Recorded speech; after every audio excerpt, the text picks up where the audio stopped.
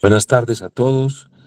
Estamos reunidos nuevamente en esta sesión de las conversaciones sobre arquitectura moderna y contemporánea, en las sesiones de los miércoles en la tarde, dándole tránsito a esta componente del programa curricular que consiste en tratar temas referidos a la modernidad periférica, en este caso en la ciudad de Manizales, que viene a concordar con una práctica viajera, una práctica extramural que complementa de muy buena manera el ejercicio didáctico que compone hoy la presentación que haremos sobre casos ejemplares de buenas arquitecturas modernas realizadas en el siglo anterior, digamos, en los albores de las,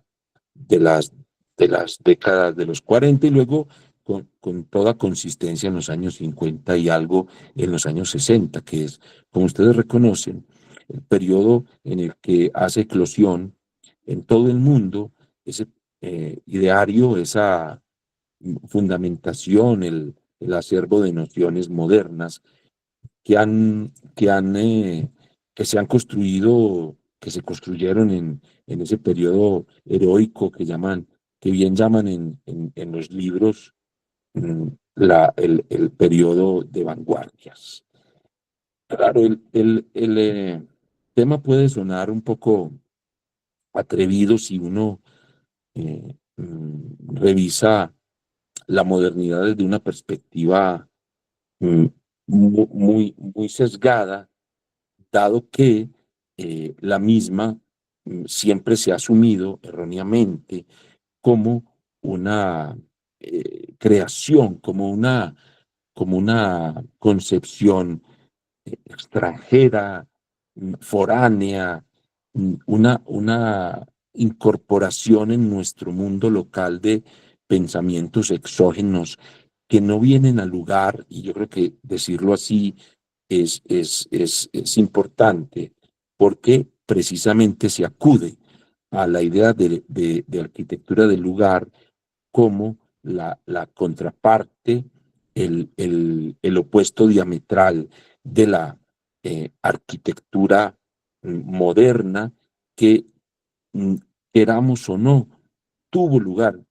tuvo lugar, o sea, hizo lugar, estableció una idea de asentamiento, de emplazamiento, de localización plenamente concordante con las condiciones geográficas, paisajísticas, si lo quieren, tectónicas de nuestro entorno inmediato, en este caso, para, para, para, para los efectos, además particulares, una geografía andina de alta montaña, que es pues el caso específico de Manizales, una ciudad que está adscrita al eje cafetero. Ustedes saben que es una construcción mental que es reconocida, yo diría que no tanto como mundialmente, pero de alguna manera tiene cierta trascendencia como un emplazamiento, como un lugar de connotaciones internacionales, no solo por el café, sino precisamente por la oferta turística que desde los años 90 eclosionó extraordinariamente a partir pues de la declaratoria de la UNESCO que, como ustedes saben, convirtió este hermoso paisaje y geografía del centro del país, este corazón, digamos, enclavado en los Andes, patrimonio pues de la humanidad. La, la, la verdad es que nosotros, como habitantes de este entorno, estamos todo el tiempo en la tensión natural entre modernidad y tradición.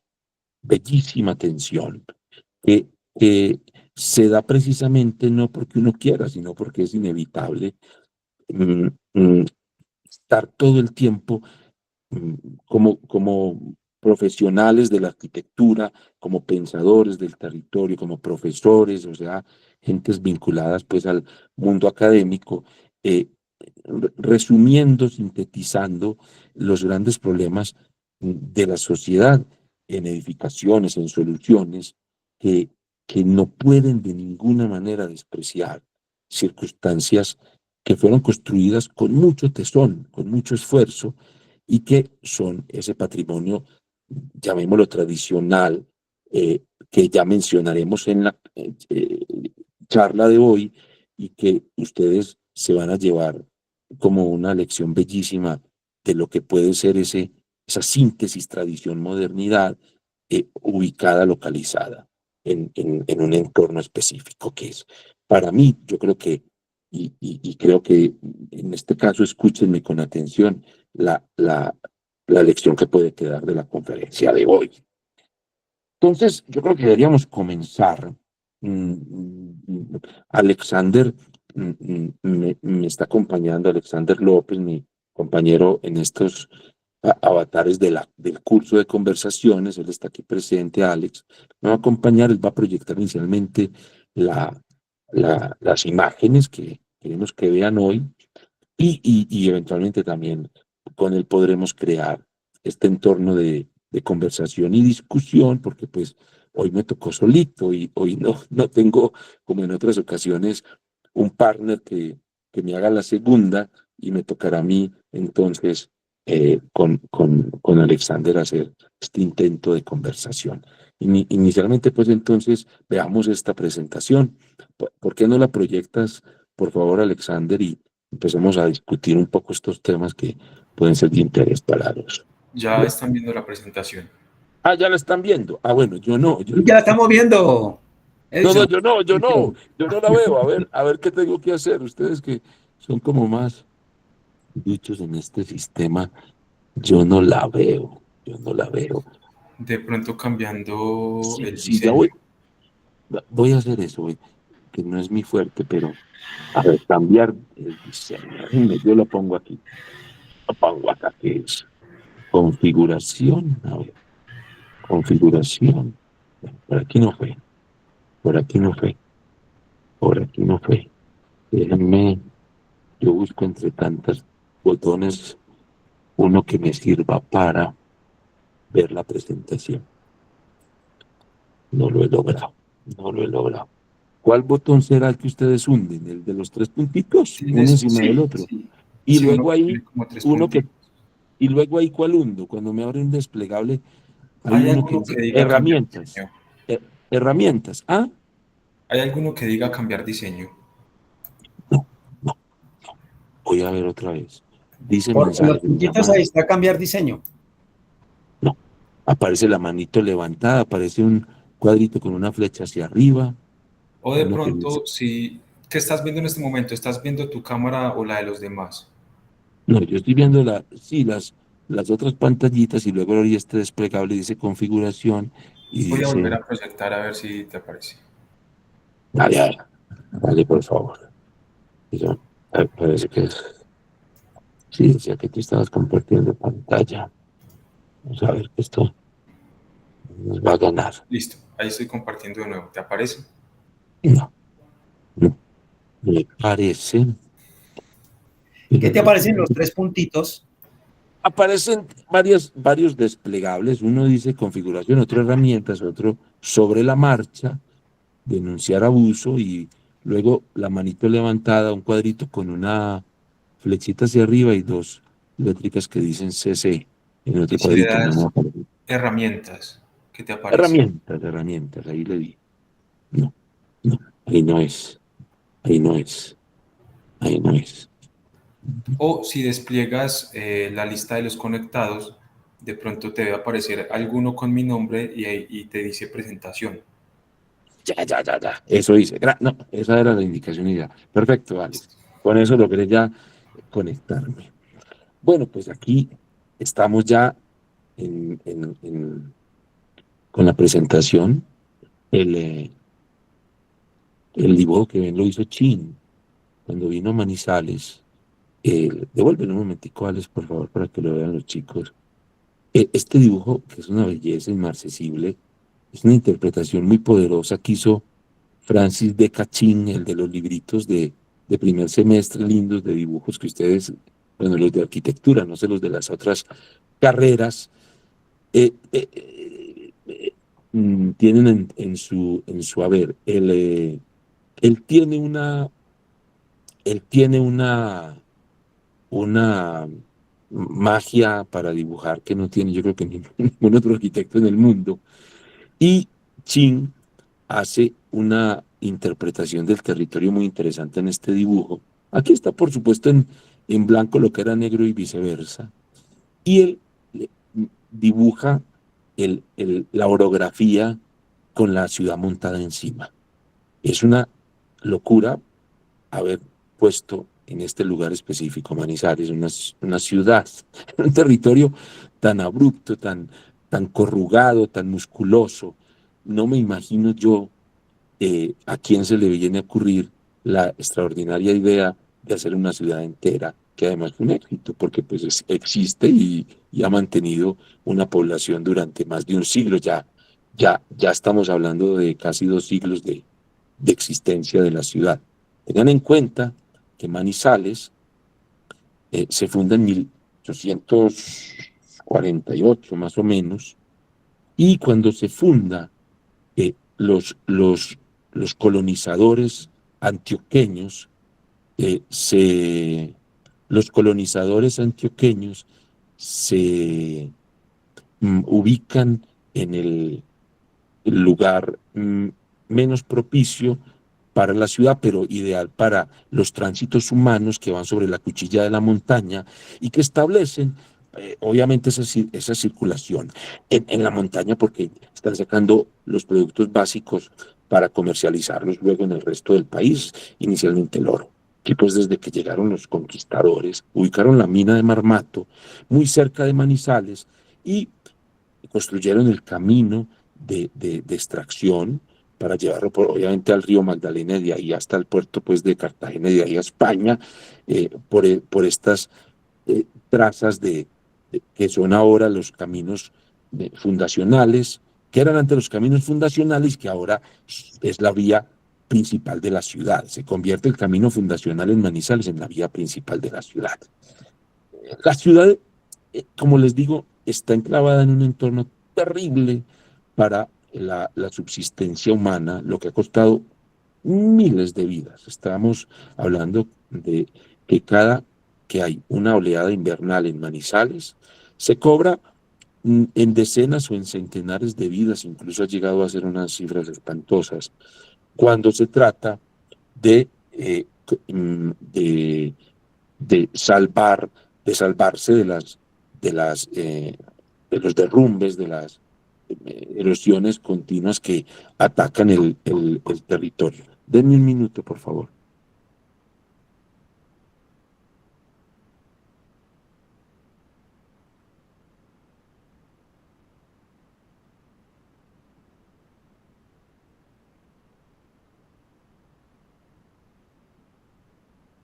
Continúo, disculpen. Entonces, ubíquense exactamente en esa circunstancia para entender lo que va a ser la arquitectura y el urbanismo, no solo tradicional, sino moderno. Eso me parece que es uno de los puntos claves para que ustedes construyan una imagen que, por supuesto, cuando vengan a la ciudad, pues van a cerrar convenientemente para llevarse la lección del territorio que queremos que tengan en cuenta. Eh, eh, Ante esa situación, debo decir sin duda que el primer asentamiento que sufrió el territorio, porque no, pues, no fue un asentamiento muy amable con las circunstancias existentes, implicó ante una riqueza desmesurada, un éxito financiero que los cafeteros lograron a principios del siglo XX, con exportaciones de millones de sacos de café en esa época, o vía Río Magdalena, vía cable aéreo, que iban a conocer el cable aéreo que se construyó hace más de 100 años en Manizales para poder sacar el café y los otros productos agrícolas de la región al resto del mundo. Y por supuesto esa vía tenía un regreso, y hay que decir que Manizales fue una ciudad hecha a partir de importaciones de lujo y eso en cajas traían pues pianos, traían fachadas de lujo, vidrios de calidad europea y menajes de todas las categorías lujosas que se puedan imaginar, que era la manera en que los terratenientes del café pues tenían para gastarse su superávit, que resultó ser extraordinario. Manizales fue la segunda ciudad financiera de Colombia en los años 40. Pues ahora no somos ni la veinteava, yo creo que no clasificamos ni entre las 30. Pero en esa época fue la segunda, por encima de Medellín, por encima de Cali, incluso de Barranquilla, que es una ciudad portuaria y que todos reconocemos como la primera ciudad moderna del país. Manizales fue la segunda ciudad financieramente, económicamente más poderosa de Colombia en los años 40. Esto pues nos deja claro, devuélvelo un momento, Alex, por favor, yo les muestro aquí qué pasó. Miren, eso marcó este desarrollo. En una topografía tan dura, construir un enclave de 300 manzanas reguladas en un damero absoluto como el que están viendo en esta fotografía, eh, mm, mm, resulta a todas luces hoy día una locura. O sea, si alguien intentara hacer lo mismo hoy día en cualquier otro emplazamiento similar, pues lo tildarían de desquiciado. La trama que lograron construir los colonizadores en esos primeros albores del siglo XX, 300 manzanas regladas, absolutamente coordinadas con una traza como la ven ahí perfecta, implicó alta ingeniería y obviamente una serie de sucesos como uno muy particular. Ahora sí pasemos la imagen, por favor, en la que la ciudad, mm, esta que inicialmente se construyó, fue destruida en su totalidad 2 veces. Y según la hipótesis de algunos autores locales que han estudiado juiciosamente la historia de acá, implicó que esa destrucción, que fueron 2 incendios, más bien uno y después cuando ese falló, el siguiente, se sospeche eh, con mucho fundamento que fueron esos incendios intencionales. Pues eso implica ya toda una pesquisa forense que algunos han intentado hacer, pero qué interesante, porque en el año 25 del siglo pasado, hace 100 años exactamente, los grandes millonarios que estaba creando el café decidieron que esa ciudad vieja no les servía y que tenían que hacer una nueva, pero como había ciertas restricciones, en ese tiempo existían también restricciones urbanísticas y de cuidado de algunas edificaciones, pues contrataron al parecer, hipotéticamente lo digo, a alguien para que le prendiera fuego en varias partes a la ciudad y ésta se consumiera en su totalidad para volverla a hacer. Es un suceso interesantísimo de la manera en que se puede hacer urbanismo. Hoy no,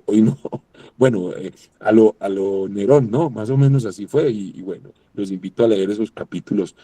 Hay un escritor, arquitecto y que además fue político renombrado en los últimos años, Jorge Enrique Robledo, que era un senador de la República. Tiene un libro muy bello que cuenta esa historia, los invito a leerla. Bueno, pero no nos adentremos ahí.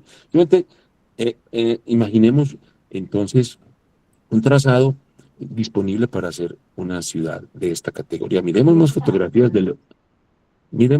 cuarto. Perdón, ¿alguien habló?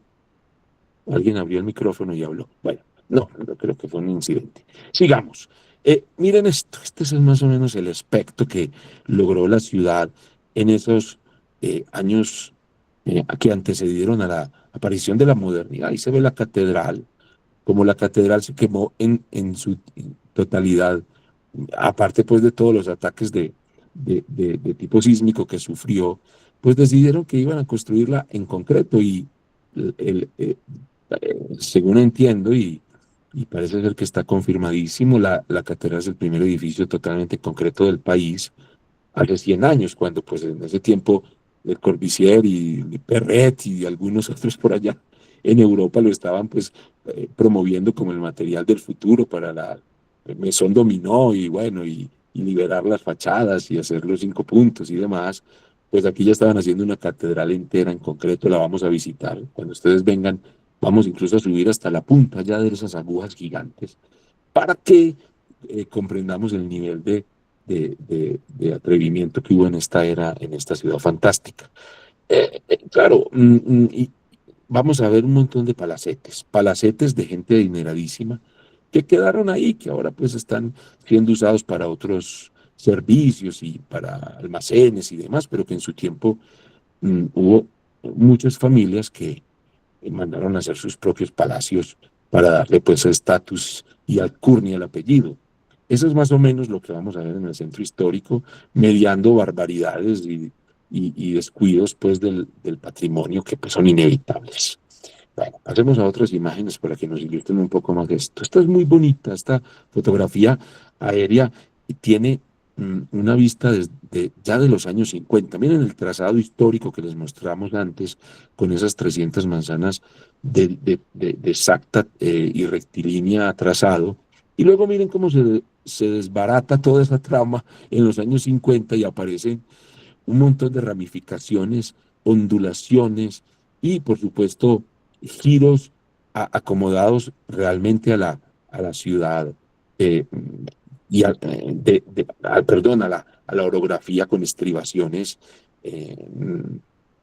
que obliga a que todo sea curvo, oblicuo, que es lo que realmente sirvió como trazado para asentar la ciudad moderna. Miren esa diferencia, es muy bonita porque se cruzan dos grandes momentos, el mundo tradicional obligado por las, digamos, inercias de los trazados de Indias, que esto no lo es, por supuesto, esto es una ciudad que no tuvo pues la ley de Indias para normatizar pues el trazado, pero que evidentemente trae esa idea de ciudad de Cardos y de Comenus para cruzarse pero en una plaza central, mm, obviamente con unas manzanas muy chiquiticas, pues créanme que la manzana tradicional nuestra de 80 por 80, la que está pues presente en muchas ciudades del país, aquí es de 60 por 60. Son unas manzanitas chiquititas, esas 300 manzanas que permitieron pues hacer este juego particular.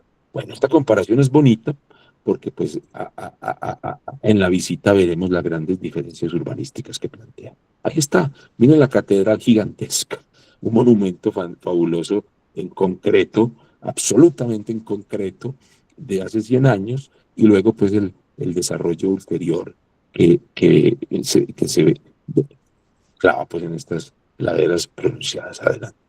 Está el nevado, realmente son 3 picos, los vamos a ver probablemente en la mañana, cuando estén acá, traten de levantarse temprano y van a ver 3 picos muy bellos en el nevado del Ruiz, que es el que está más mirando la pantalla hacia la izquierda, con el cráter de la Olleta. Él tiene unos días muy bellos porque se pobla de nieve. Mm, Acuérdense que los casquetes perpetuos de hielo no están desapareciendo y ya le queda poquito. Eso pues el cambio climático lo está borrando completamente, pero claro, hay muchos días fríos y esos días se sienten con unas nevadas grandísimas que incluso llegan hasta los niveles de la carretera pues que uno usa para ir a Bogotá.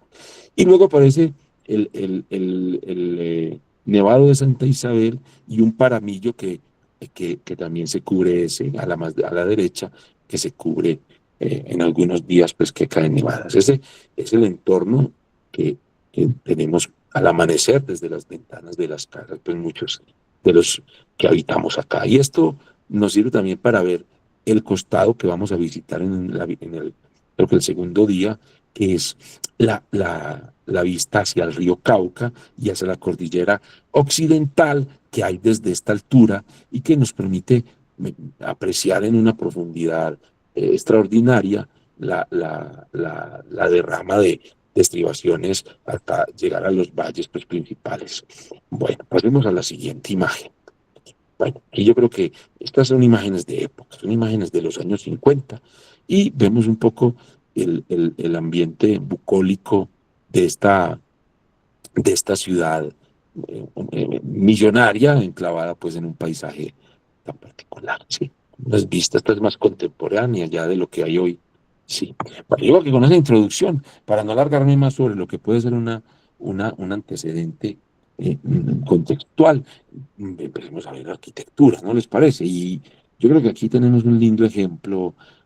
Alex nos pone aquí en la pantalla el edificio de la Casa de Rentas, de la Beneficencia, o sea, de la lotería local, que pues tenían obviamente en su tiempo también un buen dinero y contratan una firma bogotana muy exitosa en su tiempo que se llamó Pisano, Pradilla, Caro o Pisano, Pradilla y Caro, y hacen esta bellísima pieza de arquitectura. Yo recuerdo con un poquito de nostalgia, eh, el día que fuimos a preguntarle a los herederos de la firma si ellos conocían el edificio que habían hecho sus padres, sus abuelos, porque esa firma existe todavía, pero pues la heredaron por arquitectos pues, de tercera generación, segunda generación, y ellos dicen, no, ni idea. Y entonces nos dicen, vaya, busque unos álbumes viejos y encontramos estas fotografías. Cuando se las mostramos y les dije, mire, es este, ellos sorprendidos dicen, no tenemos ni idea que pues nuestros padres habían hecho semejante obra y cambiaron el logo de la empresa que tenían ahí en internet por un edificio que habían hecho hace poco, por este, con mucho orgullo lo dejaron como la imagen institucional porque estaban bastante orgullosos. Es un edificio que vamos a visitar, lo han intervenido desafortunadamente como lo hacen hoy día, ¿no? Pues gentes que no tienen la habilidad para cuidar este tipo de edificaciones valiosas y recuerden que la modernidad pues no tiene mucho prestigio en los escenarios del patrimonio, a menos que sean pues modernidades hechas por Salmón o por el Mono Martínez o dos o tres edificios por ahí que cuela uno de Obregón y Valenzuela. Es muy lamentable la perversa, digamos, eh, eh, estigmatización que ha evitado que muchos edificios modernos se lleven a las listas de conservación. Eh, yo diría que hay una ignorancia supina, o sea, negligente de parte de los críticos que no han permitido esto. Ellos son de alguna manera culpables, no voy a decir nombres, pero varios han estado aquí en estas conversaciones con una proclama perversa que sigue recitando una mentira que no hemos podido de alguna manera contrastar, que dice que la modernidad es un estilo o que la modernidad es una copia o que la modernidad, y esa tampoco me gusta porque es mentiras también, una interpretación. Es la que más usan en la academia hoy día las personas más elegantes. Eh, Dicen que nosotros tuvimos una modernidad interpretada, una adaptación. Ninguna de esas frases es verdad, eso es mentira. Y lo digo con tal convicción porque eh, el, eh, la modernidad no es una estructura eh, que se pueda incluir en los sistemas taxonómicos de la arquitectura que vienen también para la gente del común entenderla, ¿no? La modernidad es un estado de la conciencia que se resume, para no alargarme mucho, porque eso puede ser tema de otra discusión, pero sí nos sirve para introducir esto que vamos a mostrar, que consiste en que el ser, en este caso el arquitecto, o sea, eso seríamos los seres en este caso, eh, eh, eh, entendemos, comprendemos que, que la, que la, que la norma dictada, que el canon, que la estructura arreglada ya no es posible ni útil, ya no es posible ni útil en la concepción del edificio. Cada edificio tiene su propia regla. Ahora alguien se enloquecería con eso y diría, entonces hago lo que me da la reverenda gana. No, eso no quiere decir que se hace lo que da la reverenda gana. Quiere decir que uno entonces activa ese estado de la conciencia en la que se vuelve un intérprete del mundo y, y realiza una síntesis de su mundo en la búsqueda de un sentido pleno para las decisiones, buscando precisamente una ley interna para cada proyecto. O sea, la modernidad, el estado supremo de la modernidad es la toma de conciencia sobre el principio de ley interna para cada obra. Una ley interna que nace de profundas reflexiones y no de una copia o de un traer de allá para poner acá. Si a uno le sirven materiales de proyectos, de otros proyectos, y los puede incorporar porque en el pleno sentido de las cosas, la mecanización de la constructiva, la industrialización de la obra me permite a mí resolver estos problemas en el entorno de la sociedad o de la geografía. Pues bien lo puede usar, como se usan muchas cosas para otras esferas de la cultura humana, pero en este caso específico, eso no es una copia, es simplemente una apropiación, digámoslo, si se puede usar así, pero de materiales, no de principios escritos. La modernidad nunca se ha vendido como, bueno, los que la venden ya como un estilo, pero los que sabemos que la modernidad no es eso, los que pues tenemos esta convicción, digamos, entendemos que no hay un solo tratado de modernidad escrito, que no hay un solo tratado de modernidad que se haya puesto como ley para que ésta exista. Entonces, cuando uno escucha, por ejemplo, decir eso, no sé, a Silvia Arango, dice, no, es que la modernidad son unos principios que se repiten acá, son mentiras. No, y lo vamos a tratar de comprobar ahora con esta carta. Digamos para que no se me vuelva una retaíla quejosa, pero sin duda pues vamos a tratar de ponerlo en el tintero, porque para eso son nuestros cursos. Ustedes ya pues dirimirán si estamos o no conformes con su manera de verlo. Miren estos edificios. Este, por ejemplo, es de otra firma muy importante del país, que operó ya no en Bogotá, sino en Cali. Ellos son los que se llamaron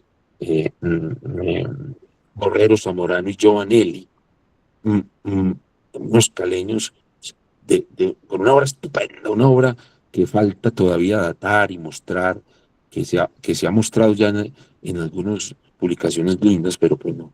Miren estas plantas, por ejemplo, son plantas en las que todo el sistema perimetral del edificio es importante. O sea, eso que vemos como unos cortaluces, como unas eh,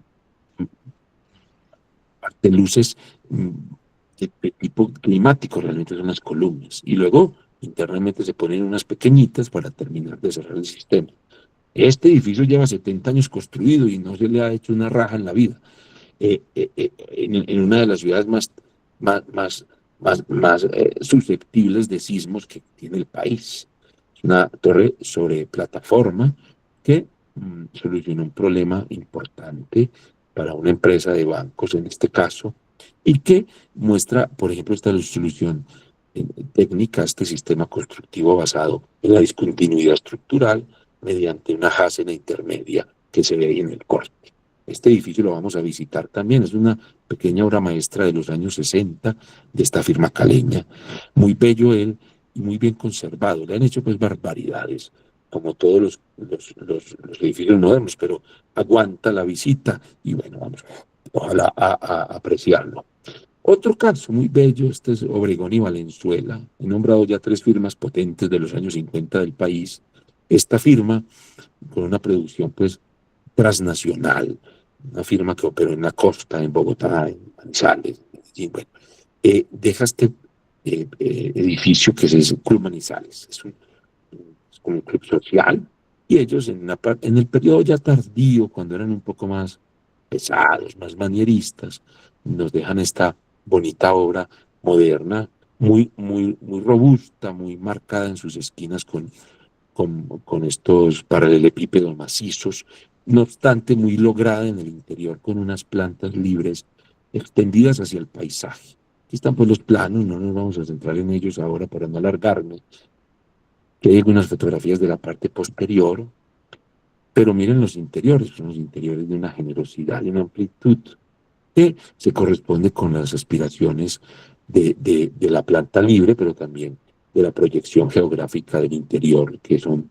dos, de alguna manera, principios naturales y universales de las arquitecturas, no solo modernas, sino contemporáneas. Vamos a otra fotografía. Aquí hay otro caso lindo, el que está en la esquina, no el edificio mm, mm, ecléctico que hay al fondo, sino este que está en la esquina, que está marcando con el mouse. Alex es el Teatro Fundadores, también lo vamos a visitar. Esto fue pues una empresa local con arquitectos muy jovencitos, todos venidos de Estados Unidos, de estudiar allá en estas escuelas americanas de los años 40, que ya estaban muy permeadas por la modernidad. Entre esos arquitectos estaba el maestro Jorge Gutiérrez Duque, estaba el papá de Simón Vélez, el de la guagua. El papá del Robert Vélez también estuvo en el diseño de este gran escenario de los años 50 y con unas arquitecturas, pues miren estas rampas, esa platea que acabamos de ver, estas rampas, o sea, unas arquitecturas solventísimas, fueron muchachos de 25 años, de 26 años, que pelearon con el establecimiento local político porque le iban a dar el proyecto a arquitectos de afuera y ellos dijeron, somos capaces, y pues, como decimos coloquialmente, la sacaron del estadio. Vamos a caminar estas rampas para premiar estas maneras en que ellos entendieron la entrada de la luz por esta única ventana que baña el espacio. Bueno, los principios lindos que fueron entendiendo ellos casi que solos, aun cuando algunos de ellos lograron trabajar con maestros como José Luis Serte. Esta otra obra del maestro Jorge Gutiérrez, una torre de muy temprana factura, empezando en los años 50, el primer rascacielos de la ciudad, podríamos decir, aunque verdaderamente es una pequeña torrecita, hecha con todos los principios abstractos de composición que está todavía en pie con esta misma dignidad. Esta foto reciente, pues, sigamos. Digamos, aquí hay una maqueta con la planta, pues, en esta cuña que le tocó en suerte al predio, suelto en su entorno, casi como un monumento de la modernidad local. Ahí está y pervive con una clientela que lo aprecia y le da toda la dignidad posible para que persista, pues, después de tantos años en esa misma casi aspecto que tuvo originalmente. Y otro caso, este del mismo maestros Jorge Gutiérrez Duque, con otros arquitectos locales, un edificio extraordinario que vuelca todas sus vistas hacia los dos grandes frentes paisajísticos que tenemos, los Nevados y el Valle del Cauca, un edificio que nosotros decimos está diseñado geográficamente, también lo vamos a visitar. No quiero adentrarme porque como lo vamos a tener aquí a golpe de ojo y lo vamos a poder tocar y recorrer, entonces solamente muestro algunas fotografías que les preparan la visita y que hacen ya pues una antesala, un abrebocas. Bueno, sigamos para no extendernos mucho porque el tema central sí resulta ser el tema de la arquitectura doméstica. Bueno, aquí empezamos. Y vemos un plan, una fotografía, perdón, una aerofotografía que marca con un poco más de tono los barrios que se construyen para poder asentar la modernidad de la ciudad, la modernidad doméstica, o sea, las casas. Miren, ahí están las manchas. Aquí estuvo, como en todas partes, Karl Brunner, y él nos hace unos trazados geométricos, ahí vemos uno, nos deja pues como la lección de cómo debería ser esta ciudad bella a partir de estos ejes de crucería que hacen un centro, digamos, arborizado. Estoy diciendo algo que a ustedes les va a parecer extraño, es que, ¿cómo así que construyen el asentamiento? Sí, esa es la parte clave de todo. Fíjate que como aquí no hay terrenos planos en ninguna parte, nunca ha existido una sola cota plana en esta ciudad. Los arquitectos e ingenieros de hace 100 años se inventaron un sistema extraordinario. Presten atención los que están por allá mirando otra cosa, que es muy importante, porque esta es la verdadera modernidad. Como no hay nada plano, pues hay que hacer algo plano y normalizar la cota porque obviamente podemos desarrollar arquitecturas quebradas y las vamos a ver como un rasgo de modernidad local. Pero esta a mí me parece particularmente extraordinaria porque superó la dimensión del predio y la solución arquitectónica del mismo para colonizar el territorio de una manera fabulosa. Me estoy refiriendo a la tecnología del relleno hidráulico. Sí, relleno hidráulico. Es una manera de rellenar el suelo, las cuencas hídricas que tienen unas profundidades, unas cotas pues muy acendradas, con lodo, con lodo. Resulta que aquí nosotros tenemos una particularidad que nos da el Nevar, y es que cuando él explota, genera unas arcillas, yo creo que se les dice caolinizadas, que también les dicen arcillas expansivas. Son unas arcillas como las que uno usa para construir cerámicas y arcillas de esa categoría, que cuando reciben agua, dada la porosidad que le imprimen las rocas volcánicas que vienen pues en las erupciones que ha habido, pues ya ustedes saben, tantas en tantos siglos. A nosotros en nuestra época nos tocó una catastrófica que mató 25.000 personas. Acuérdense de la tragedia de Armero, que fue pues allá a 20 kilómetros de acá mismo. Esas arcillas expansivas eh, eh, hacen que el suelo tenga una cohesión particular, no obstante que también es el mismo suelo que cuando se moja, cuando recibe agua, se expande tan aceleradamente que ocasiona precisamente los deslaves y las catástrofes estas por derrumbes que todos pues, conocemos en este entorno.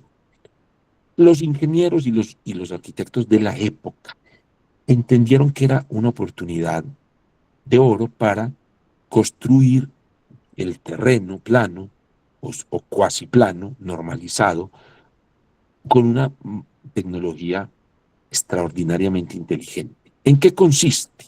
Ellos, con los trinchos que salen de la guadua, no sé si saben a qué me refiero. Un trincho es, hagan de cuenta, un pequeño murito de contención que se construye con la vara en tierra, la guadua, normal, el bambú, como lo quieran llamar, enterrado en el suelo, ahí en esas cuencas, y luego con una esterilla de guadua, que es la guadua abierta y luego amarrada, iban creando escalones de unas alturas, digamos, de 1 metro, 1,20 m, 1,50 m, que servían como pequeños muros de contención, que eh, se dejaban ahí en tanto ellos desviando el curso del agua de la quebradita o con unas mangueras que recogían el agua de algún punto y la mandaban hasta el lugar que se quería rellenar, lavaban el lodo durante 1 mes, 2 meses, 3 meses. Vamos a visitar un barrio que demoró 7 meses en construir toda la mastaba artificial sobre un pico. O sea, es un pico de esta, si me están viendo las manos, no sé si se está proyectando la imagen de mi cara que estoy acompañando con el dibujo hecho con mis manos. Sí, Edison, lo vemos. Sí, perfecto. Picos, colinas, que luego ellos no devastaban, no, ellos no quitaban la tierra de acá con máquinas, ni con esclavos, obreros esclavos, como se hizo en otras eras. No, ellos lo que hacían era lavar con esta agua lentamente, con mucha paciencia, y ese fango se iba deslizándose por las cuencas, y como allá abajo había unos trinchos de guadua, el fango va quedando aquí acumulado y el agua va filtrándose por el trincho, porque él no es impermeable, el trincho es un tejido de guado, entonces el agua filtra, pero el fango queda. Y ese fango, que tiene una alta capacidad expansiva, pero también cohesiva, se va quedando ahí.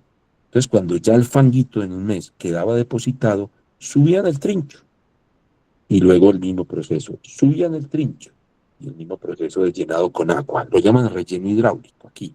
Ya nadie lo sabía hacer. Yo le preguntaba a todo el mundo, ¿quién sabía hacer esta maravilla? No, ya se nos olvidó. Yo por ahí un solo viejillo como de 90 años me lo explicó y por eso lo estoy explicando hoy, pero pues obviamente él no tenía ya la capacidad de ir a construir uno, que fue mi querer cuando lo invité, pues no había manera. Pues.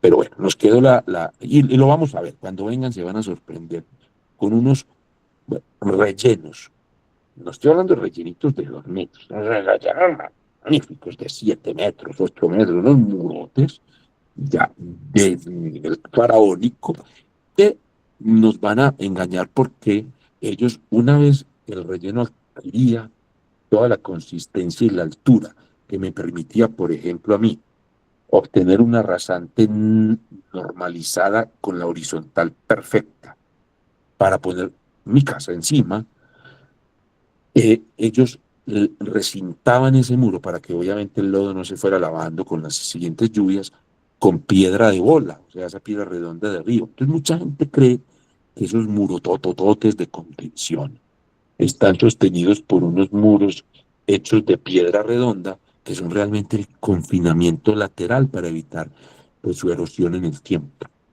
Eso permitió crear barrios enteros, completos, y permitió, pero barrios en Colina y en Baguada, o sea, rellenar Baguada y coronar la colina y rellenar y volverlo un plano hegemónico del paisaje.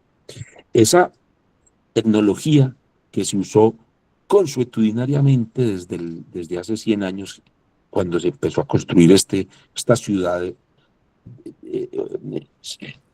digamos, no orgánica, antiorgánica del damero del centro tradicional que les mostré ahora de las 300 manzanas para los palacetes. Ahí se empezó a usar, porque claro, los palacetes que hicieron pues, no daban con esas pendientes tan rudas y luego se trasladó a la modernidad como pura tradición, entendida y magnificada ya en las dimensiones en las que, por ejemplo, cuando venía el BCH o el crédito territorial a construir barrios aquí de interés social, la usaron. Ellos igual cogieron estos terrenos impropios para la urbanización y los desarrollaron y vamos a visitar algunos, porque esta es una ciudad hecha por esas dos entidades. El 70% de Manizales lo hicieron el ICT y el BCH, el 70%.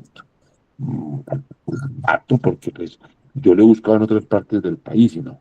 Hubo muchas urbanizaciones de otras entidades que políticamente manejaban eso para obtener votos, pero Manizales fue de alguna manera muy particular, uno de los casos ejemplares pues, de este éxito en el que se le hacía pues un subsidio a la oferta y no a la demanda como hoy día. Aquí estamos viendo algunas fotos de estos plintos, algunos grandes, otros pequeños, donde sentaron pues estas casas modernas. Entonces nosotros con Isabel, con el grupo de investigación en el que también está Alexander, que nos acompaña ahora, hemos estudiado esta modernidad tan local y nos encontramos con esa condición antitética de los dos extremos de apropiación del territorio. Uno, trabajando el suelo y dos, trabajando la arquitectura. El primero, trabajando el suelo para que la casa entonces fuera un pabellón convencional, algunos más que otros, que es este edificio que obviamente se dispone sobre un plan y trata de abrirse en todo su perímetro, que es la ley del pabellón. Pues, y le queremos dar a eso pues una cierta descripción pues muy grosera de mi parte, pero pues más o menos eso es. Y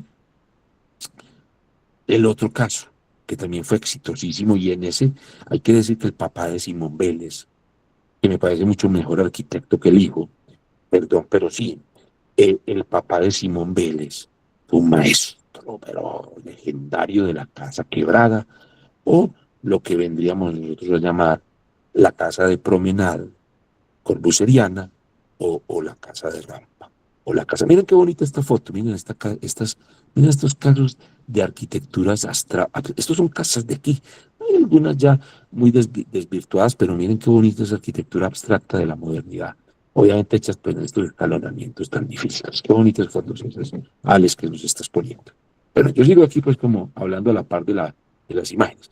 Entonces, digo que unas firmas que se concentraron en la casa Plinto, la casa de Sobremastaba, y unas firmas que se concentraron sobre las casas quebradas, casas rampa, pero eran casas rampa, no eran casas con rampita, no eran casas sí, como para ir de aquí a aquí y se acabó, no, toda la casa articulada a medios pisos interconectada mediante rampas sensacionales.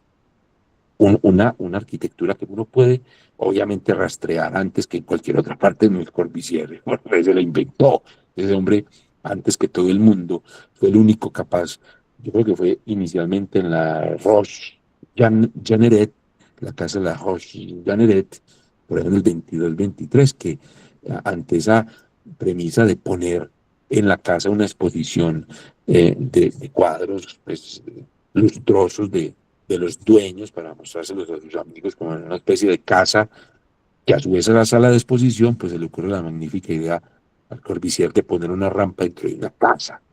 Y le salió también la idea, pues que después ya nunca la quiso quitar y nos dejó, legó pues la Khrushchev, nos legó las rampas pues que hizo en la India y antes que eso las que incorporó pues en esas otras villas de la periferia parisina que ustedes seguramente han estudiado pues en otros cursos y que él define de alguna manera como esa casa promenade que se puede recorrer fluidamente entre estancias mientras uno va ascendiendo, o sea, buscando un orden vertical.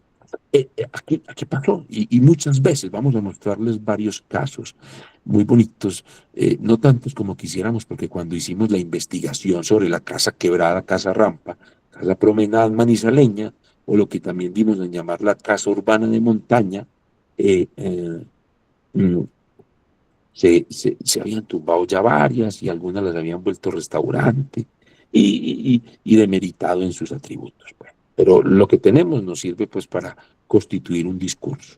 Aquí ya Alex nos está mostrando unos cortes de casas que nosotros siempre dibujamos con el gris oscuro del terreno para que vean, por ejemplo, estos casos. Veamos algunos de estos para no quedarnos ahí. Por ejemplo, este barrio, este lo diseña el maestro Germán Samper. Germán Samper viene a Manizales y se asocia con el maestro Jorge Gutiérrez Duque.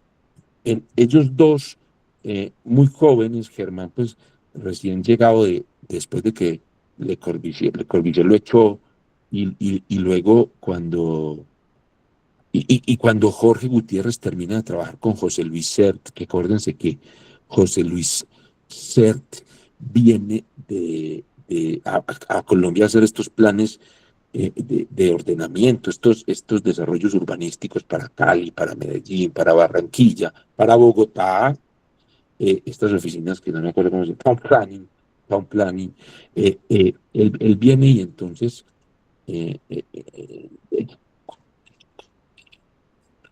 recibe toda esta primera cohorte de graduados de la Universidad de la UPB. Y Jorge Gutiérrez fue uno de estos primeros egresados de la misma época de los maestros eh, Augusto González y Gonzalo Restrepo Álvarez, por mencionar pues dos brillantísimos arquitectos modernos de la capital paisa. Y que entonces en libertad ya de estos trabajos de ordenamiento se viene, pues vuelve a Manizales, a su tierra, y se asocia con Germán Samper, y hacen este barriecito bellísimo que se llama el barrio Belén, pero aquí le dicen el banano, aquí le dicen el banano. Pero bueno, son nombres pues de toponimia local. Y ellos hacen una solución magistral. Estoy viendo de interés social. Acuérdense que todo Manizales lo hicieron estas entidades públicas y hacen unas casas verticales en el orden vertical corbuseriano, pero no la hacen quebrada ni nada, la hacen con un taquito vertical y son las primeras casas de 3 pisos, que son estas. Miren el corte tan bonito que hace Alex, miren ese corte tan bonito que les estamos proyectando. Es un cortecito en el que se ve la casita que diseñó pues Germán y Jorge, enclavado en esa ladera rústica y fuerte, y cómo la adaptan al terreno a partir precisamente de esa verticalidad. Bueno, veamos más casos de esta arquitectura moderna. Miren, aquí están las plantas de esto, y aquí hay una foto de cómo está hoy, pues muy digno se mantiene el ejercicio de estos dos maestros. Bueno, sigamos. También tuvimos mansiones, y estas son estas mansiones hechas sobre plintos que lograron la horizontal con estos rellenos. Miren esta casa tan bella, por ejemplo, una firma local que son a todas luces, pues, la versión del palacete eh, eh, de, del, de la casa quinta del premoderno puesta en la modernidad, sobre esos plintos robustos, casas de 2 pisos con la binuclearidad muy claramente diferenciada, ahí ven la planta, y esta sección de las zonas de día y de noche a partir de un vestíbulo mediador, que todos sabemos pues, que es un invento de Marcel Breuer, pero que operó muy bien en este caso para colonizar pues estas mastabas, nuevas maneras de apropiar el suelo. Sigamos. Y hay algunas que quedaron, no las más bonitas, esta pues no es muy bonita, pero muestra muy bien estas normalizaciones de suelo en esos podios robustos, y luego como la casa escalaba hacia la parte aérea, generando pues esta apropiación. Recuerden, de todas maneras, en el hotel que vengan a Manizales, que la, eh, que la, que la arquitectura que surgió en la modernidad fue totalmente geográfica. Pasemos estos y al final vamos a ver una casa espectacular que da cuenta de esto que digo.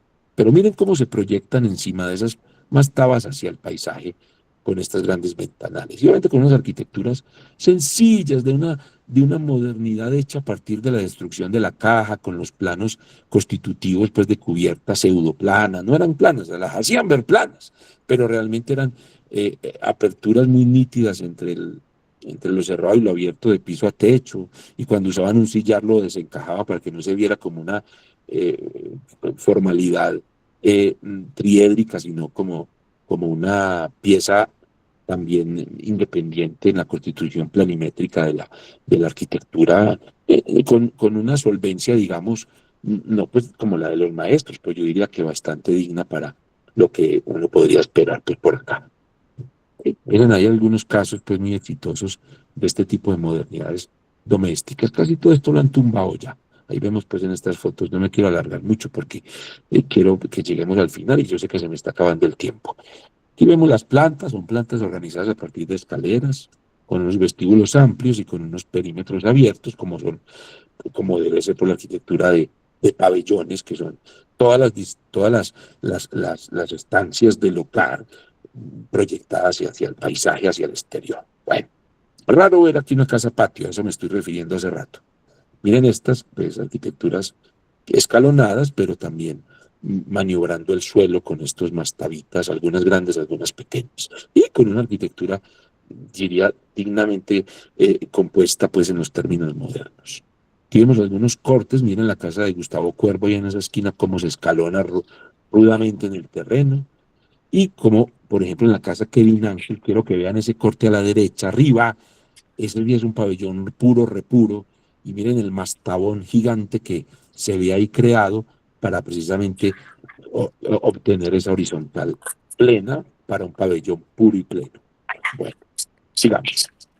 Miren, aquí está esa mastaba grande y luego la casa pabellón compuesta bellamente en sus planos y en sus aperturas de cristales y lunas de vidrio grandotas proyectándose hacia el exterior. Esta casa, por desgracia, la cogieron unos médicos y la destruyeron. No, existe, pero la modificaron espantosamente. Vamos, de todas maneras, si pasamos por ahí, miramos pues las otras cosas que les he contado. Miren la planta, qué bella, es una planta de 4 franjas, muy nítida, en la que ellos distribuían con mucha solvencia las zonas de servicios, las zonas sociales, las zonas de cuartos, pero todo lográndose pues a partir de trazados reguladores muy en la línea pues de lo que la modernidad estaba ofreciendo como posibilidad para dar un orden propio y particular a la arquitectura doméstica. Bueno, sigamos. Bueno, aquí más ejemplos de eso. Miren el mastabón, o sea, es más grande la mastaba que la casa. Eso pasa pues en todas partes. Sigamos. Oli. Sí, sigamos. Bueno, no, sigamos. Yo creo que hay varios casos de eso, pero no nos quedemos tan ahí para poder seguir. Miren esta es muy interesante. Esta casa todavía existe, no la han tumbado, pero miren el tamaño de la mastabona.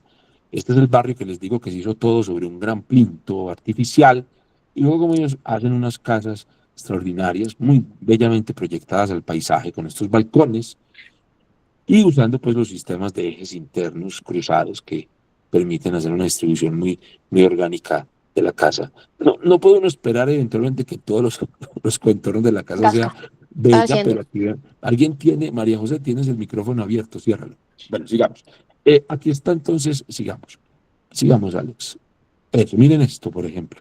Aquí se ve cómo ellos quiebran la casa, proyectan el pabellón al paisaje y aprovechan la parte inferior para acomodarse a esos rellenos hidráulicos gigantescos. Muy interesante porque el patio se proyecta al paisaje, o sea, hay unas transversalidades espaciales dentro de la casa muy interesantes. Ok, y pues es como se usa este escalonamiento para las zonas de juegos en esta casa bella. Sigamos. Bueno, más cortes de estas proyecciones, ¿no? Vamos a quedar ahí y sigamos porque queremos ya entrar en la explicación del último tema que es la casa quebrada. Entonces agilicemos, Alex. Sí, estos son casos pues que tocó recrear con dibujitos porque no nos daba ya la fotografía, por lo que, como les digo, están muy afectadas. Pasemos a la siguiente. Pasemos ya, yo creo que no nos quedemos aquí, a la casa quebrada. Eso. Mostremos esto como un panorama. Sí, sí. Bueno, aquí ya vemos casos de casas quebradas con escaleras. Yo creo que esos son a pisos medios, pero con escaleras. Yo quiero llegar a las de rampa. Vamos de una vez a las de rampa, que son las más interesantes. Vamos de una vez a las de rampa. Eso. Estas son de escaleras que no están nada mal. Eso. Vamos a las de estas. Miren estos tres. Te voy a decir un momentico que hay tres cortes lindos ahí.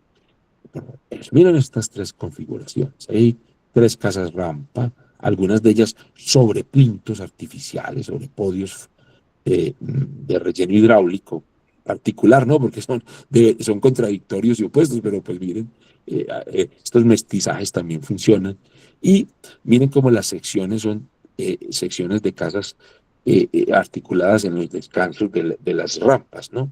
Ahora sí veamos las siguientes fotografías.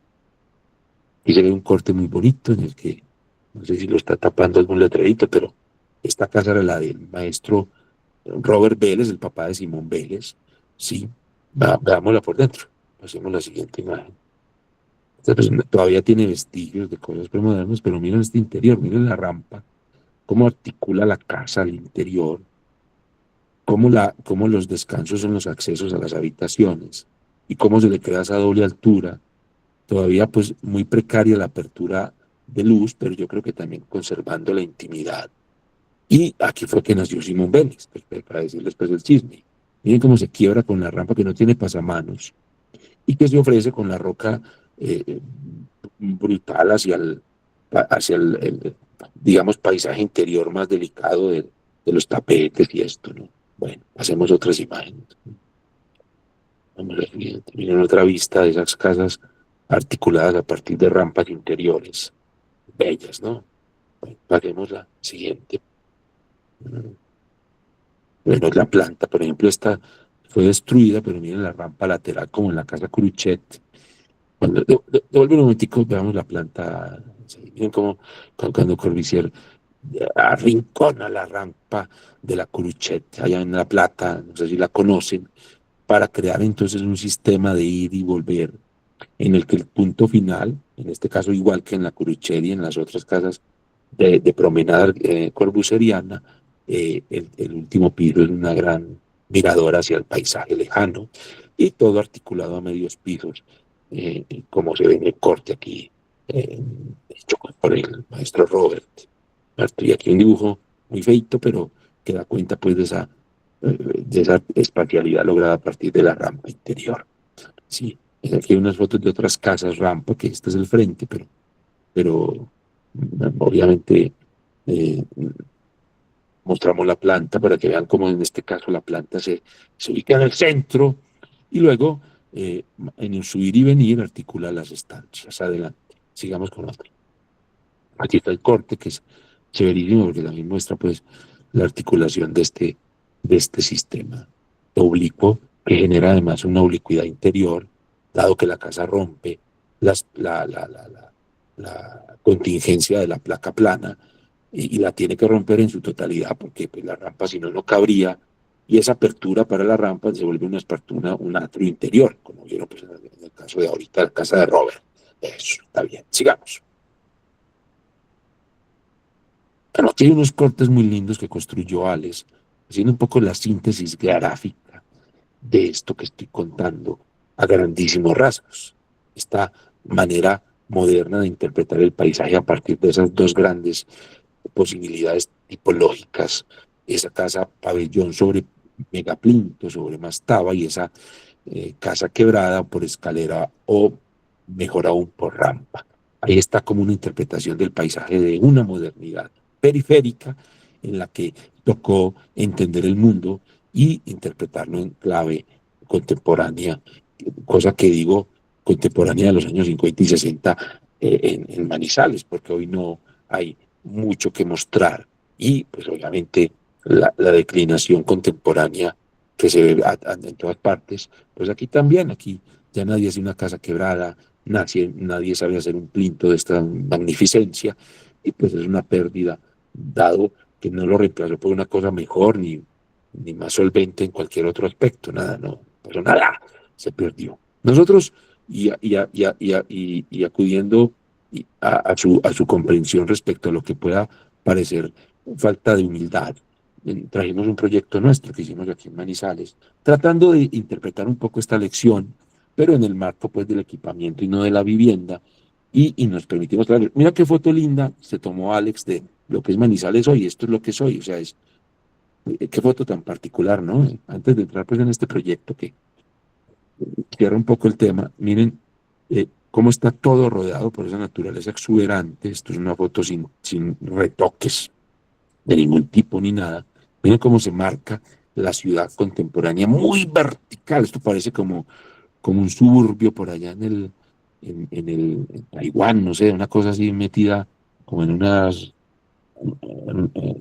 rocas ahí, y que lo dejaron aparecer como una isleta urbana en paisaje completamente arborizado y natural. Y eso es, o sea, esta foto es una interpretación linda y yo diría cuasi teórica de lo que soy.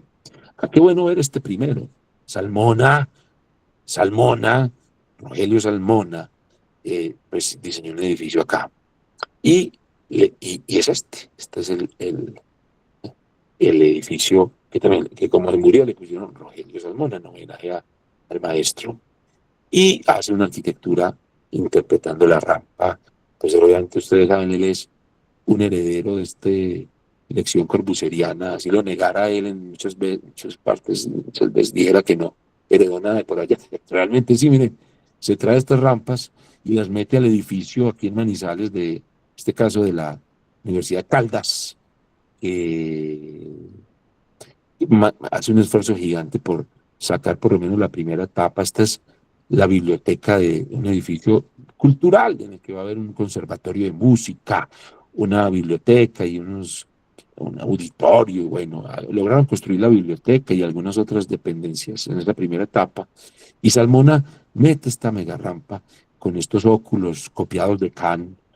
¿Saben de cuál campo? Es del de Bangladesh, y trae de Álvaro Alto, que él era también un estupendo incorporador de esos, llamémoslos robos temáticos. Trae la misma lucarna eh, de Álvaro Alto, de las bibliotecas pues de Álvaro Alto, y la pone aquí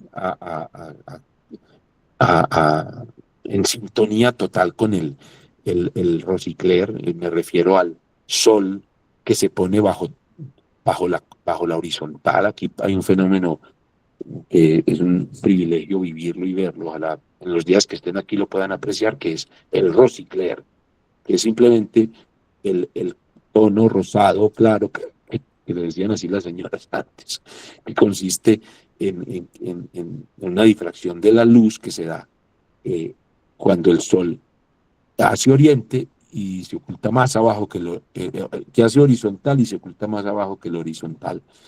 O sea, es un poniente por debajo del nivel de tierra.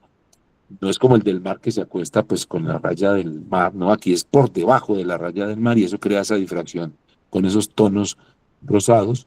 Que Salmona, cuando vino a dibujar, a hacer los bocetos, yo lo vi dibujar sentadito en una escalerita, y en la hora del Rosicler la entendió perfectamente.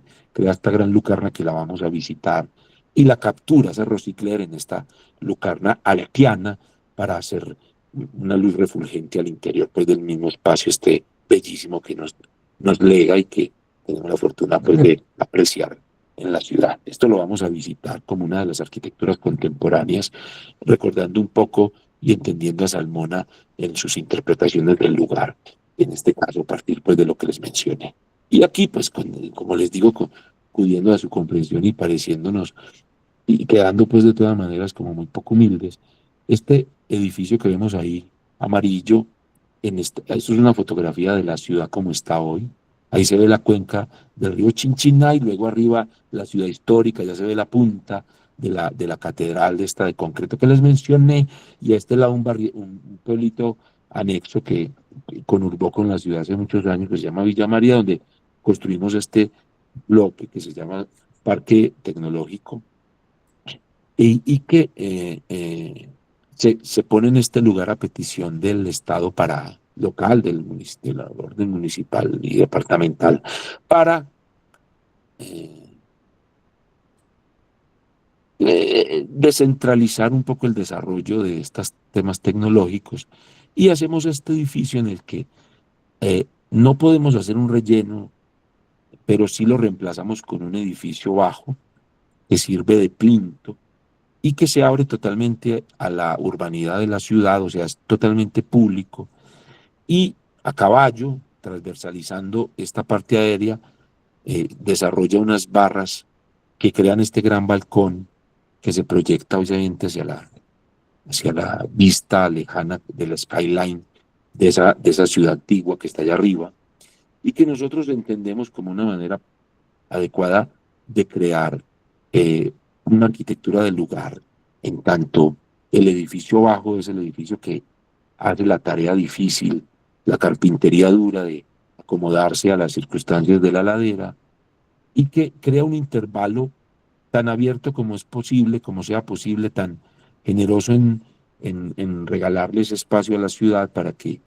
con algunos usos en ese piso bajo, pues puedan ahí activar zonas de gastronomía, que de hecho así va a ser, pues apenas se está adaptando y amoblando y adecuando el edificio para su uso, pero pues quedó pues ya la terraza hecha. Pasemos, creo que hay otras imágenes de ese espacio para rápidamente mostrar. Aquí se ve, miren, se ve el edificio bajo, que tiene uso, que se acomoda al suelo como un plinto, digamos, instrumentalizado como parqueaderos y como oficinas, y luego ese plano transitivo, ese piso transitivo, que se vacía en medida de lo posible, para que luego arriba esas dos barras, de alguna manera, en un corte perpendicular, hagan pues uso de la parte aérea del predio.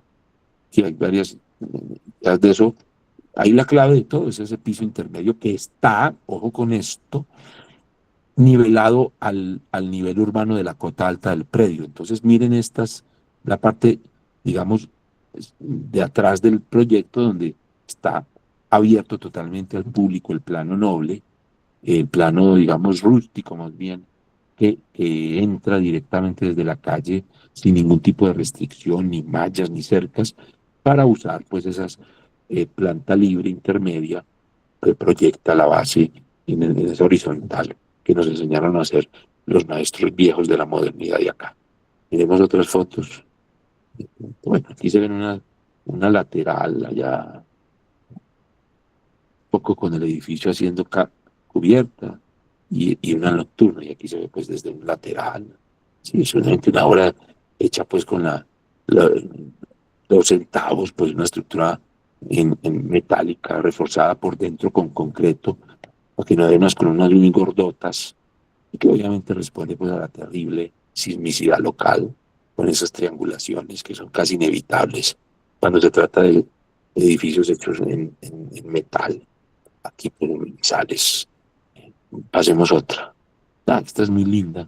Como un letrerito tapando la mastaba, aparece ahí, pero miren la terraza que se abre y luego el paisaje allá al fondo, buscando que la urbanidad se logre con la horizontal de la ciudad proyectada hacia el paisaje. Eso es todo. Otra, veamos otra. y ya estoy terminando. Creo que hablé demasiado, pero bueno, estaba solo en este caso. Bueno, gracias a Alex que nos hizo esta segunda. Fue una conversación entre imagen y lengua, ¿no? Entre ojo y lengua, conversando con sus imágenes, digo Alex, y yo con la lengua, pues lo que pude decir. Hemos acabado, Alex, ya no tenemos más, ¿cierto? Sí, sí, Terminamos. acabamos. Ah, bueno. No, eso es todo, Jaime, Víctor, chicos, chicas. Lo que les quería mostrar como una antesala a la visita, que varias de estas cosas pues las visitaremos. Muchas gracias.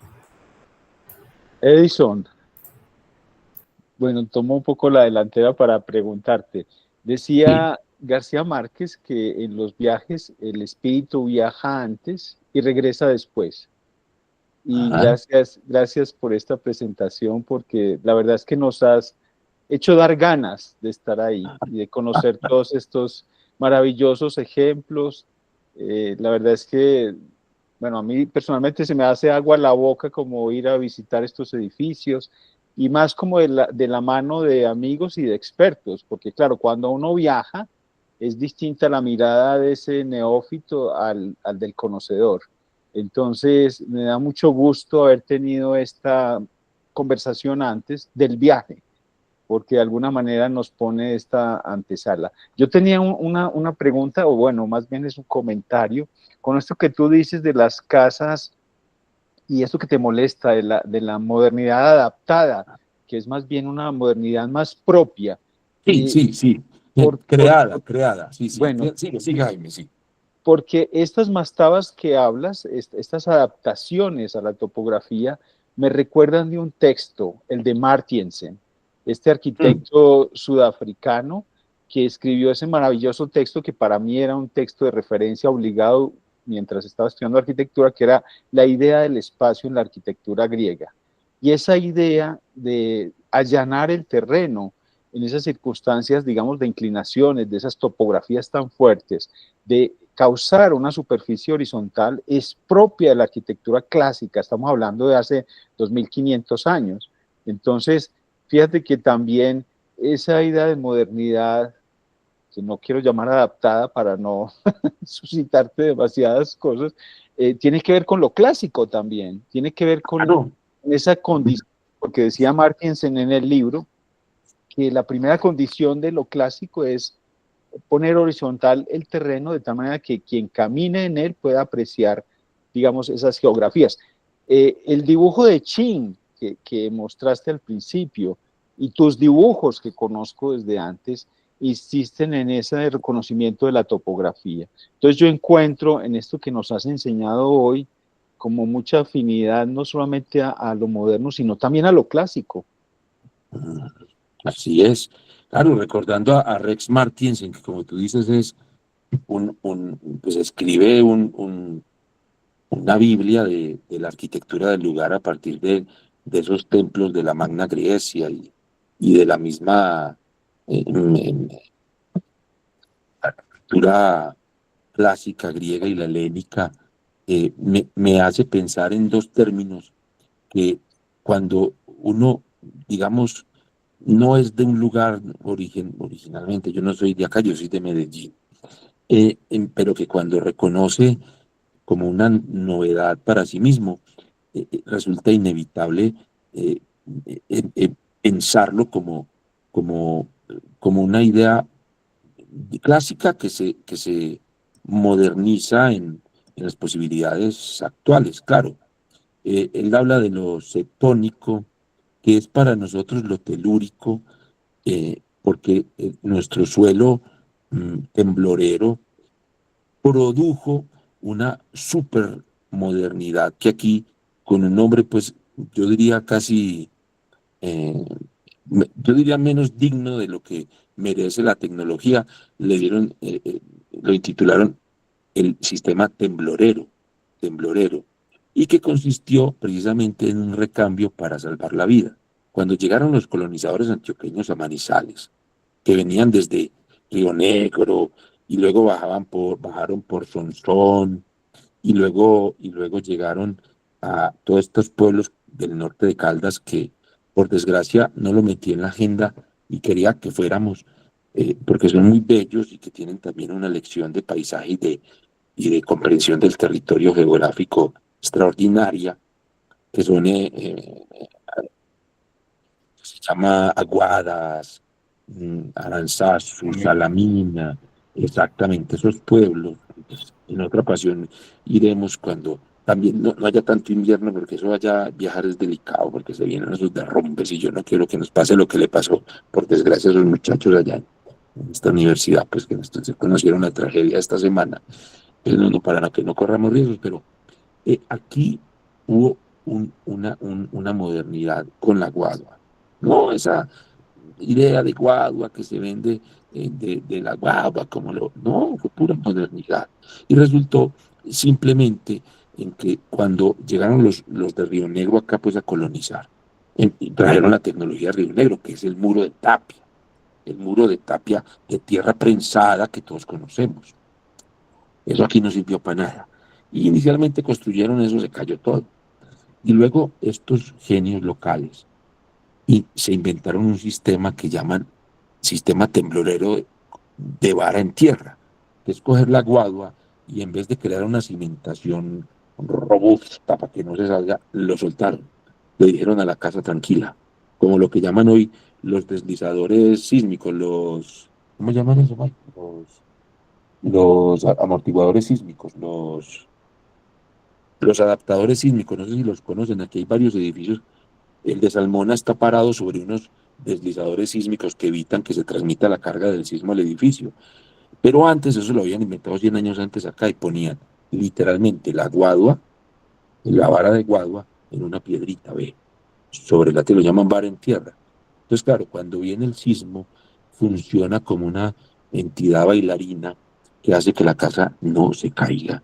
Y eso salvó miles de vidas, porque pues entre los derrumbes y los sismos ya saben ustedes, pues las vidas que ha cobrado. Entonces mira cómo lo que tú mencionas, desde la comprensión de lo cetónico, que es un término tan martiense, y lo telúrico se vuelve una manera moderna de hacer, porque además uno mira esa arquitectura, insisto, sin el eslogan, sin el pedigrí, pues que le han intentado dar ahí con eso de arquitectura local de Guadua, y me parece una supermodernidad. También vamos a ir a ver un edificio muy lindo de Simón Vélez, hecho todo en Guadua, que fue, recuerden el pabellón Seri que se hizo en Hannover en esa exposición mundial, que es yo creo que uno de los pabellones más representativos que ha tenido Colombia en esas exposiciones universales de todos los tiempos. Espectacular edificio, magnífica obra, pues un pabellón espectacular hecho todo pues en nuestras materiales vegetales, que no importa, pues si el material es vegetal entonces no es moderno, eso es mentiras.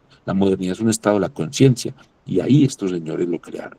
Qué bueno que recuerdas eso de Martinsen para los efectos de que los chicos lo busquen en sus bibliotecas de la universidad. Aquí yo he pedido varios porque es un texto pues de base para nuestros cursos de arquitectura.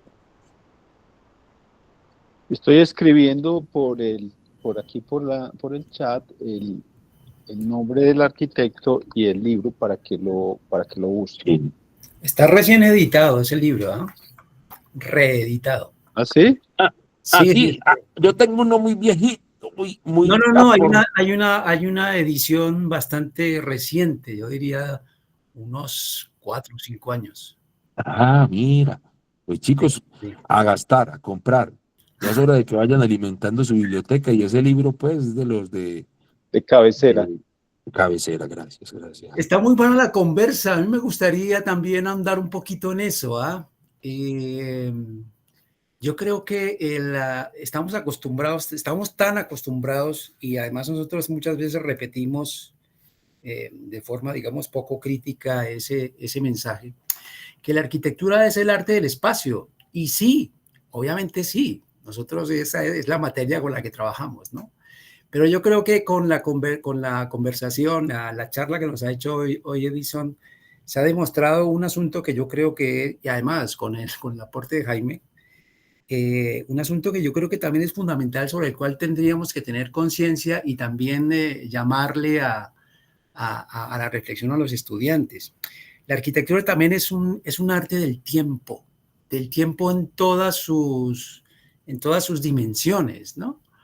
Entonces, respecto a la polémica, o vamos a decir así, el debate que hay sobre cómo se puede entender lo moderno, yo creo que aquí, pues Edison nos ha demostrado cómo efectivamente la arquitectura pues es un cruce de caminos en muchos aspectos, pero también en el de los tiempos,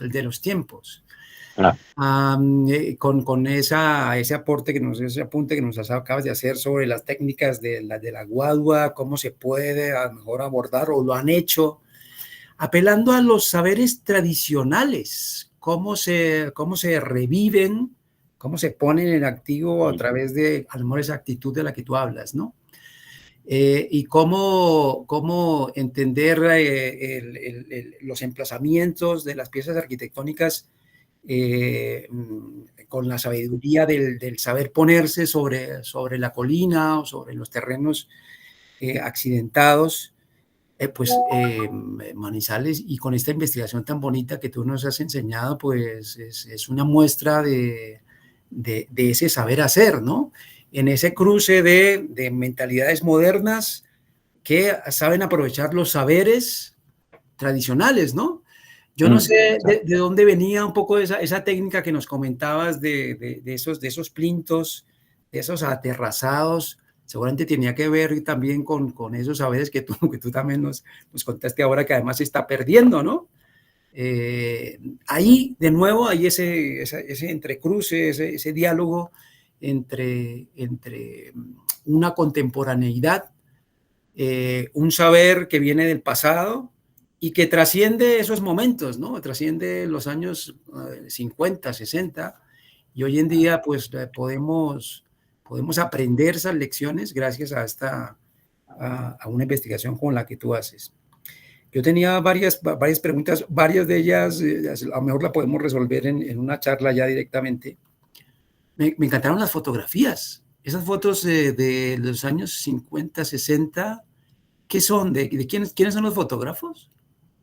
No, hay de todo. Ahí hay una parte que se ha recopilado. El grupo de investigación nuestro ha ido a las fuentes. El grupo de investigación ha ido a las fuentes. Ajá. Y se ha logrado recuperar algunos archivos fotográficos de época. Qué fotos bellas, sobre todo esas del paisaje de los años 50, 60. Y debo decir que nosotros tenemos también un equipo aquí fuerte de edición. Entonces se ha logrado darle a las fotos contemporáneas el estatus de lo que era el edificio originalmente. Me explico, Vale. Editando la foto, Sí. se hace un trabajo, como tú dices, de poco de dar la idea original, porque, bueno, como decía, está algunos muy afectados y eso no podemos hacer nada al respecto, pero en una fotografía sí, y nos queda pues obviamente el ejercicio para analizarlo ya críticamente. Lo que hemos hecho, Víctor, sobre todo Muy interesante. un trabajo de reedición de fuentes primarias, bueno, ahí, y seguimos esperanzados en encontrar más cositas por ahí. Muy bien, muy bien. Esperamos verlo allá en Manizales. Sería bueno que durante la visita nos enseñen esta investigación, los documentos, que además han sido galardonados porque han tenido premios de investigación, entonces sería muy bueno mirarlos allí directamente con ustedes. Claro que sí. Le voy a decir a Isa que tú sabes que ella es la jefa del grupo. Cuidado, Bien, aprovechemos la audiencia porque, mira, hay en este momento 52 personas en la clase, que me parece, yo creo que es el récord de asistencia. Caray. Y Ana María ¿Y de dónde salió? levantó la mano para preguntar. María, Ana María. dale. Buenas noches, profe. Estaba viendo, bueno, pues obviamente la charla. Yo hice, bueno, 2 semestres en Manizales y tenía una pregunta porque en Manizales algo que aprendí mucho de Chepe fue el bareque. Vi un semestre lleno de bareque y tenía la pregunta si en algún momento se fusionó, digamos, la técnica constructiva del bareque, pues con la modernidad o con los sistemas constructivos de la modernidad en Manizales. Sí. Qué buena pregunta. Bueno, estudiaste aquí con los profesores expertos del tema. Yo no soy experto, yo obviamente los veo pues trabajar y interpreto sus trabajos también y hay que comunicárselo pues a todo el mundo como lo que localmente se puede ofrecer. Eh, sí, el, por ejemplo, hay un profesor aquí que se llama Gilberto Flores, de la misma camada de Simón Vélez, de Villegas, de Agustín Villegas, que son, y fueron pues los maestros de la madera y han hecho ejemplos bellísimos con esta arquitectura, o de la guadua. Pero este profesor, por ejemplo, tuvo el reto, y eso fue un clásico, obviamente le han hecho cambios a lo que hizo, de construir un barrio de interés social, con las premisas que en ese momento manejaban esas entidades pues que mencioné ahora, pero todo en arquitectura de Bareque y Guadua, y fue un éxito, además bellísimo. Y era seguido, lo que pasa es que tengan en cuenta que la normativa, la NSR 10, mm, cerró puertas de una manera trágica. Los ingenieros le hicieron mucho daño a todas las investigaciones proyectuales que se venían desarrollando y esa puerta se cierra porque ustedes saben que las curadurías solo ven por los ojos de la NSR 10 y es una lástima porque aquí hubo varios ejemplos de otro profesor, por ejemplo, Mogollón, que también está para consultar, eh, y obviamente Chepe Muñoz. Eh, y hay otra lista pues de gentes que han venido con el tema, pero están conminados a respetar esa desgraciada norma que no permite avanzar porque se escribió, yo diría, para una ingeniería de computadores y ya ha faltado de nuestra parte contrastarla, pero pues es que esa norma es prácticamente una ley y tú sabes lo que implicaría pues el esfuerzo titánico para vencerla. Sí, porque claro, acuérdate que esa norma se creó para rigidizar el concreto, no para liberarlo y dejar que expresara el movimiento telúrico. Y es una delicia. Yo he tenido la oportunidad, pues digo eso, que se van a burlar, pero he tenido la oportunidad de estar en sismos duros dentro del edificio, por ejemplo, de arquitectura, que es todo en madera, porque era la vieja estación del cable aéreo, y eso craquea, pues eso suena y se mueve de una manera horrorosa, pero uno no sale ni corriendo porque uno sabe que esa es su naturaleza, o sea, moverse, flexibilizarse, combarse, porque uno sabe que no se va a caer, precisamente porque está hecho para eso. O sea, es una interpretación arquitectónica de algo que pide ser así, porque pues la otra opción que nos dan los ingenieros y la NSRD se haga columnas de 2 metros de gordas, vigas de 100, de 90 centímetros y esos nudos pues desesperadamente rígidos, cuando la verdad es que es lo que menos funciona aquí. Acuérdate de lo que conté del sistema temblorero. Entonces sí, hay poquitos casos, ese sería uno para tratar de ubicar, aunque le pregunté en estos días porque pues fue un clásico de verdad, y me dijo, no, la gente ha ido cambiando el bareque por ladrillo, porque también hay unos estigmas que nacen sobre el tema de que es la arquitectura de los pobres, ¿no? Pero aquí trataremos de buscar alguno para que nos satisfaga la curiosidad. Bueno, gracias, Edison. Yo diría de abrir el espacio para inquietudes del viaje y un poco como hacer la antesala